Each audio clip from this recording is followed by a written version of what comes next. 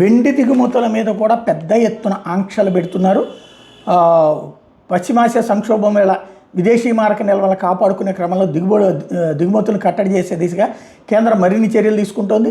ఇప్పటికే బంగారం, వెండి, ప్లాటినంల మీద సుంకాలు పెంచినటువంటి ప్రభుత్వం వెండికి సంబంధించి మరిన్ని నియంత్రణలు ప్రకటించింది. ఇప్పటివరకు స్వేచ్ఛగా దిగుమతి చేసుకుని ప్రీ ఇంపోర్ట్ కేటగిరీలో ఉన్న వెండిని ఆంక్షలు వర్తించే రిస్ట్రిక్టెడ్ కేటగిరీలోకి మార్చింది. దీంతో విభాగంలో ఉత్పత్తులు దిగుమతి చేసుకోవాలంటే ప్రభుత్వం నుంచి లైసెన్స్ అవసరం ఉంటుంది. తాజా పరిణామంతో ఇక మీద 99.9% స్వచ్ఛత కలిగిన వెండి కడ్డీలు, సెమీ ప్రాసెస్డ్ సిల్వర్ పౌడర్, సాదా వెండి ఆభరణాలు లాంటి ఉత్పత్తులను దిగుమతి చేసుకోవాలన్న DGFT directorate general of foreign trade నుంచి ప్రత్యేక అనుమతులు అవసరమవుతాయి.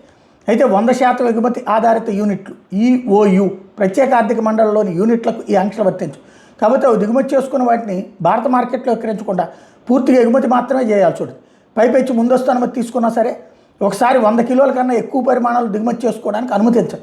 ఇక ఎగుమతి ఆధారిత యూనిట్ల తొలుత దిగుమతి చేసుకున్న వెండిని వినియోగించి అందులో కనీసం 50% ఎగుమతి చేసినట్టు నిరూపిస్తేనే మరోసారి దిగుమతికి అనుమతిస్తారు.